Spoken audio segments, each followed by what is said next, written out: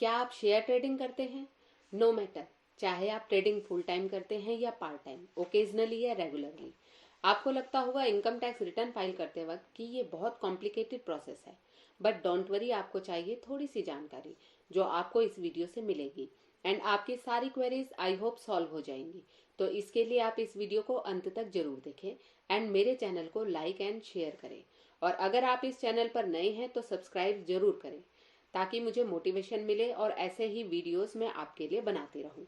तो सबसे पहले हम बात करते हैं लॉन्ग टर्म कैपिटल गेन और लॉसेस जिनका होल्डिंग पीरियड होता है more than 12 month.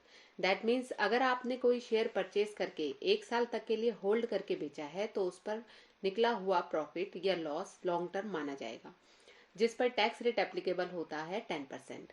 And net profit में से 1 लाख डिडक्ट होने के बाद जितना प्रॉफिट बचेगा उस पर 10% टैक्स लगेगा। ये 1 लाख की डिडक्शन आपको तब मिलेगी जब आपने वो शेयर परचेज किया है आफ्टर 1 अप्रैल 2018 एंड उस पर एसटीटी भी पेड किया है। अब कैपिटल लॉस में क्या है कि वो लॉस और किसी अदर इनकम से एडजस्ट नहीं होगा, वो लॉस एडजस्ट होगा सिर्फ लॉन्ग टर्म कैपिटल गेन से, जो आपको अवेलेबल होगा अगले 8 साल तक जब तक कि वो फुली सेट ऑफ नहीं होता।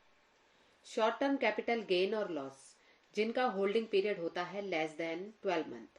दैट मीन्स आपने कोई शेयर परचेज किया एंड उसे 1 साल पूरा होने से पहले बेच दिया तो इसके प्रॉफिट एंड लॉस को कहेंगे शॉर्ट टर्म गेन और लॉस। इसके प्रॉफिट पर आपको देना होगा 15% tax irrespective of tax slab. And short term capital loss में क्या है कि ये एडजस्ट हो जाता है लॉन्ग टर्म कैपिटल गेन से भी और शॉर्ट टर्म कैपिटल गेन से, जो अवेलेबल है अगले 8 साल तक जब तक वो फुली सेट ऑफ नहीं होता। सपोज सेट ऑफ नहीं होता 8 साल तक तो उसके बाद ये दोनों loss long term and short term carry forward नहीं होंगे। इसके बाद हम बात करते हैं इंट्राडे ट्रेडिंग की। मतलब कोई शेयर आपने जिस दिन खरीदा उसी दिन बेच दिया तो वो है इंट्राडे ट्रेडिंग, जिस पर टैक्स लगता है as per income tax lab.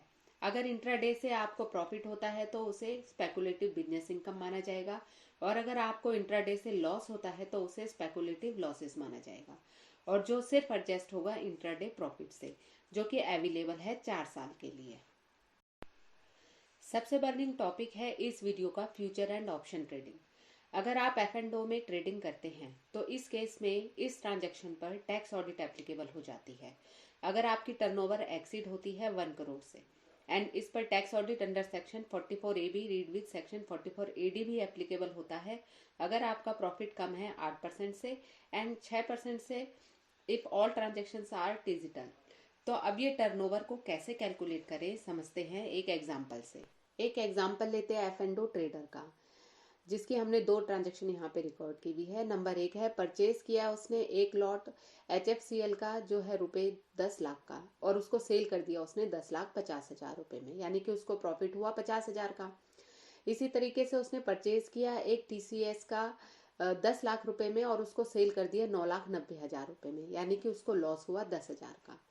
तो इन दोनों ट्रांजैक्शन में क्या है कि उसको प्रॉफिट तो काउंट किया जाएगा 50,000 माइनस 10,000 यानी कि 40,000 एंड उसकी टर्नओवर काउंट की जाएगी टैक्स ऑडिट के लिए 50,000 जो उसका प्रॉफिट हुआ है और 10,000 जो उसका लॉस हुआ, इन दोनों को ऐड कर दिया जाएगा, यानी कि उसकी टोटल टर्नओवर मानी जाएगी 60,000। तो आई होप आपको ये तो पता ही चल गया होगा कि अब टर्नओवर कैसे काउंट करनी है। तो आप देख लो कि पूरे साल की टर्नओवर आपकी 1 करोड़ से एक्सीड होती है या नहीं होती है। However, the tax audit limit from assessment year 21-22 have been increased to 5 crore from 1 crore, provided more than 95% of the business transaction should be done through banking channels. अब इसका लॉस जो है एफ&ओ ट्रांजेक्शन का वो allowed होता है, मतलब वो सेटअप हो जाता है किसी भी इनकम से except salary income. If the loss is not fully set off against the income of the same financial year then such loss can be carried forward and set off against future incomes. However, for the loss to be carried forward and set off, the loss should be disclosed in the income tax return and the ITR should be filed before the due date of filing of income. यानी कि आपकी income tax return में वो show किया गया हो और आपकी इनकम टैक्स की रिटर्न जो है वो इनकम टैक्स रिटर्न की जो ड्यू डेट होती है उससे पहले भरी गई हुई हो।